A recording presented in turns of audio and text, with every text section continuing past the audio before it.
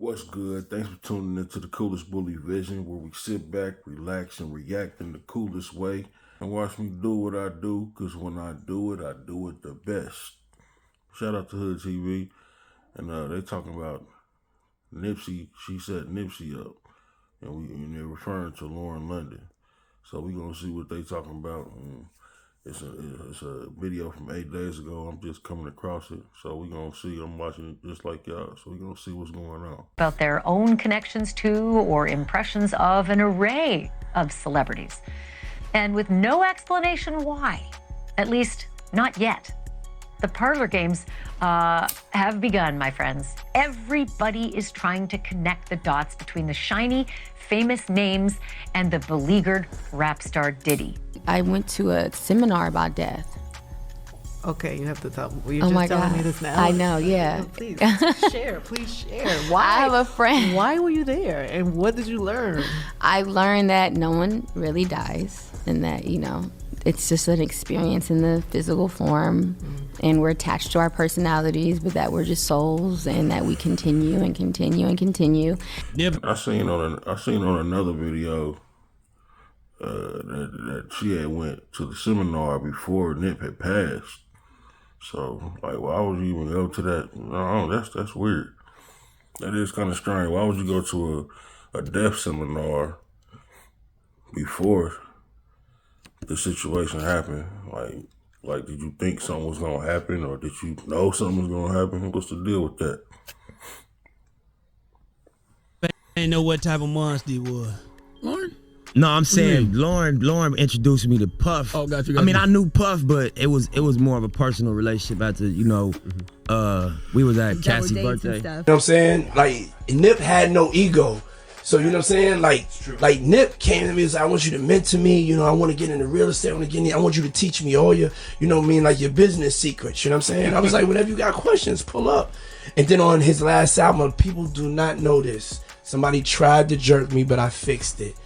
I actually am one of the executive producers of Nipsey Hussle's last album. Victory Lap. Yeah, Victory Lap. Diddy's team just leaked tapes of Lauren London, and it's wild. And the talk of Lauren having a hand in Nipsey Hussle's death. Allegedly, she snitched on Nipsey, her baby daddy. Word on the street is, this whole thing might have been a setup from the start, and now the truth's starting to surface. Now, if you've been paying attention to the speculations floating around Hollywood lately, then this ain't news to you. There's been talk of some wild tapes floating and being shopped around, allegedly showing multiple big-name celebrities caught up in Diddy's dark side.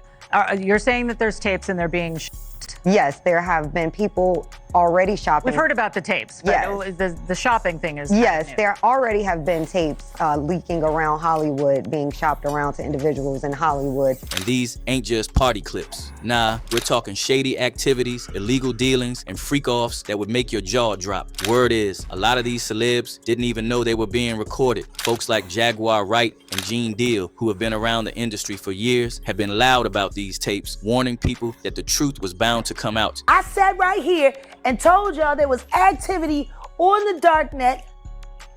Videos were being distributed and were going to be sold for profit because the diddler needs the money. Did I not say that? Right here.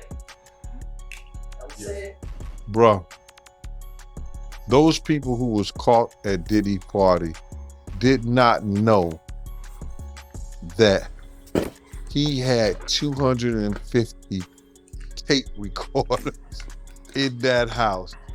That's a big house. But he had 250 tape recorders. And now, with Diddy's trial officially on, all hell's breaking loose. More and more celebrities. That's some creep ass shit, man. 250 tape recorders, man. Can you imagine? He probably had them in the bathroom and everything, man. Weird ass nigga. That's crazy. Stop it. Get some help. are getting tied to his alleged crimes, his hidden freak culture, and some seriously dark business. Now here's the thing, most of the celebrities being named, they ain't denying they went to Diddy's parties. What they are denying is sticking around for the after parties, where the real twisted stuff went down. You don't keep coming back to a place if you think it's shady, unless you're in on it. And guess whose name dropped in during the first day of trial? Lauren London. During jury selection for Diddy's trial, jurors were questioned about their familiarity with the list of A-list celebrities, including Kanye West, Cassie, Lauren London, and some others. So now people are asking the hard questions. Why was she named? And if they are somehow connected to all those rumors of Nipsey's death. And it's making folks question, was she really loyal to Nipsey? Could she have been playing both sides? Could she have known more than she let on? Are people forgetting it was her and Lauren London? I just find it so funny how people are always omitting names and not really looking into the true facts.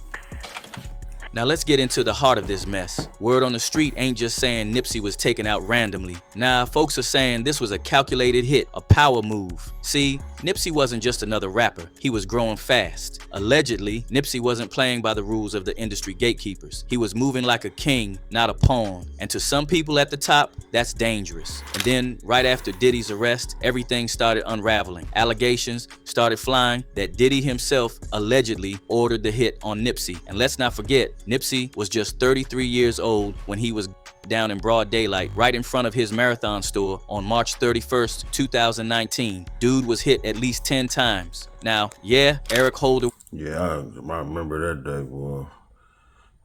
Man, I ain't gonna lie, I cried. I ain't ashamed to say it. I cried. Like, for real, I was a fan since 2008. Man, shit, I feel like I knew the nigga.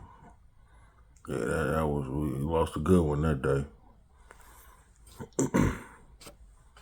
Was arrested, got sentenced to 60 years behind bars, but the streets have been whispering for years that Eric was just a trigger man, a pawn. The real mastermind? Somebody with power, and that's where Diddy's name pops up. Jaguar Wright been loud as hell about it, saying Diddy allegedly knew more than we was letting on. But here's where it gets even wilder. Allegedly, Diddy didn't act alone, that he had someone close to Nipsey feeding him info, someone who wouldn't raise suspicion, and all fingers are starting to point toward Lauren London. Hook up with the biggest rapper at the time, everything's great. By the way, isn't she? Lauren is the one that introduced Nip to Diddy. Diddy couldn't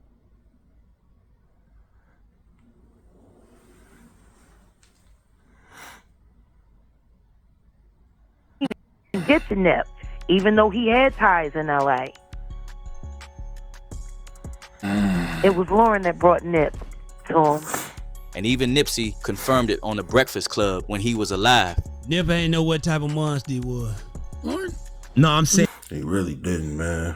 Lauren introduced me to Puff. Oh, got you. I mean, I knew Puff, but it was more of a personal relationship after, we was at Cassie's birthday. And once you look at it that way, the whole story starts to shift. Fans are wondering if she was just a girlfriend or if she was Diddy's inside player. A lot of people believe she was placed there to keep Nipsey in check, to monitor his moves, maybe even manipulate decisions. The streets have been buzzing for a while that Lauren and Diddy had a really close relationship. Too close. There have been speculations that she was one of Diddy's mule or yacht girl, just like Young Miami, and this is why she has been called in by the court. Old pictures have resurfaced showing Lauren and Diddy looking way too comfortable. Meanwhile, Nipsey's right there in the background, looking like the third wheel. After Nipsey passed, Lauren did an interview with Angie Martinez, and that's where things got really strange. She said it was Diddy who helped her through the grief. But she quoted something he told her that shook a lot of people. Puff told her, "Look, Boog, you have shown everybody what it looks like to hold a man down and to love him. Now show them what it looks like when it all crumbles. That's your responsibility." Now, that ain't something you tell somebody unless y'all got a whole other type of bond. And fans caught something even crazier. Lauren said Diddy called her Boog, a nickname Nipsey used to call her. That raised a lot of eyebrows, like why would Diddy use a name that was so personal between her and Nip? And it gets even more strange. During that same interview, Lauren told Angie she attended a death seminar, a whole seminar on grief before Nipsey even died. Angie looked confused. Fans were even more shaken. Like, what are the odds? Why would someone go to a death seminar before losing their man, unless they knew something was coming? Okay, you have to tell. Well, you're Oh just my telling God. me this now. I know, yeah. No, please share. Please share. Why? I have a friend. Why were you there, and what did you learn? I learned that no one really dies, and that, you know, it's just an experience in the physical form, and we're attached to our personalities, but that we're just souls, and that we continue and continue and continue. And if you have a spiritual relationship with someone on earth, you will have one with them when you leave earth. So I did this like 2-day seminar on death. So, and this was how long ago? I had to be like 25. What sent you there? Do you find that weird though? I'm weird. No, it's not weird that you would go. It's almost like you were preparing yourself for what you would have to deal with. Well, I told you I didn't have connection to earth at a young age. I know, but you don't find that as like you were preparing yourself for what you were going to have to deal with. But that we're all going to have to deal with. It's almost like she knew something was coming. Sounds a lot like when Diddy bought an entire gold coffin for Kim Porter months before she passed. And when you look at how Diddy got so close to Nipsey, you start seeing how it might have been orchestrated. Nipsey didn't have the industry connections like that. He was moving independently. But Lauren, she had ties. She had access. And after she brought him around Puff, Diddy was suddenly involved in Nipsey's career. Matter of fact, Diddy helped with Victory Lap, Nipsey's biggest album. You know what I'm saying? Like, Nip had no ego. So, you know what I'm saying? Like Nip came to me and said, I want you to mentor me. You know, I want to get into real estate. I want you to teach me all your, you know what I mean, like your business secrets. You know what I'm saying? I was like, whenever you got questions, pull up. And then on his last album, people do not know this. Somebody tried to jerk me, but I fixed it. I actually am one of the executive producers. Strange nigga, man. Nipsey Hussle's last album. Victory Lap. Yeah, Victory Lap. Now, fans used to think that was a blessing, but now they're wondering if it was a trap. Gene Deal, Diddy's former bodyguard, recently came out saying Nipsey asked Diddy to help make Victory Lap feel like Biggie's life after death. That's what Nipsey wanted, the same energy, vibe, and legacy. Now let that sink in. That's the same album that dropped after Biggie got taken out. Now, you taking a spiritual person who's asking for something. He said, I wanted that same feel as life after death. That same feel was that Biggie got and he went on to sell about 10 million albums or 10 million copies. Man. I was saying, you gotta watch what you say to demons, because it just might come true. According to Gene, that move right there was Nipsey's biggest mistake, because once Diddy got involved, he got his hooks in deep. Suddenly, Nipsey was spending more time at Diddy's mansion than in the studio. That's when fans say everything changed. That's when Nip started looking stressed, tired, moved differently. Now the theory is Diddy saw Nipsey as a threat, a smart, independent, revolutionary voice from the streets who didn't bow to Hollywood or industry politics. So what do you do when you can't control a man like Nipsey? You remove him, but even then, someone had to open the door, and many are pointing fingers at Lauren. So the big question is, what did Lauren know? Because with these alleged tapes floating around now, tied into Diddy's inner circle, the whole story is starting to shift. Maybe Lauren wasn't just grieving Nipsey, maybe she was trying to cover up what happened behind closed doors. And now that trial has started and she has been called in by the court, maybe we will finally get some answers. And as always, the internet had a lot to say. If Nip was a coward like all the others who surrendered to the devil and Diddy, he would be alive today. But Nipsey stayed 10 toes down and connected to God. That's why his time was cut short. The marathon continues. Evil will always be defeated. When Nipsey died, a reader who sees the underworld also stated Lauren had a fair hand in it. She wasn't supposed to get that money. She just got out that Puma deal. Diddy and Jay-Z, life swap, and steal souls. I always said her hurt was not genuine. The fans of Nipsey cried more in public than her. I didn't even know the man, never met him, and it hurt my heart. She did that fake message like she is hurt. She has not even shedded a tear. Nobody is that stubborn and hard when it comes to losing a soulmate, so she says. The energy is very off. But what do you think? Drop your thoughts in the comments below. And if you thought this was wild, click the next video to dive even deeper. Yeah, it's a cold game in this world of entertainment, man. Shit, you can't trust nobody, man. All I can say is shit, fuck with your day ones. For real, man. RP Nip, man. For real, you very missed. Yeah, like, subscribe, share your thoughts in the comments, and stay tuned, man. We got more videos on the way, for sure, for sure. Salute. These niggas be burning too many bridges and they wonder why nobody fuck with them. Bitch, I'm with all the smoke like a muffler. Put some hoes in your head, fuck the scuffing it. Take a look around and peep out their environment. Make sure that nobody seen me. I keep it pushing, ain't gon' get to a bag before wiping blood off my sneakers. You can tell how I talk, you can tell how I walk and maneuver, nigga hustle. Wake up every day and I get to the pay and start stinging, supplying the customers. I do what I do and I stay in my lane to get money, you better not fuck with me. Cause I get it in with my twin, it's 40 like my Siamese was stuck with me. I stayed on my grind and it paid off. Now I scoop up your bitch, she gon' make my plays and I can just go take the day off.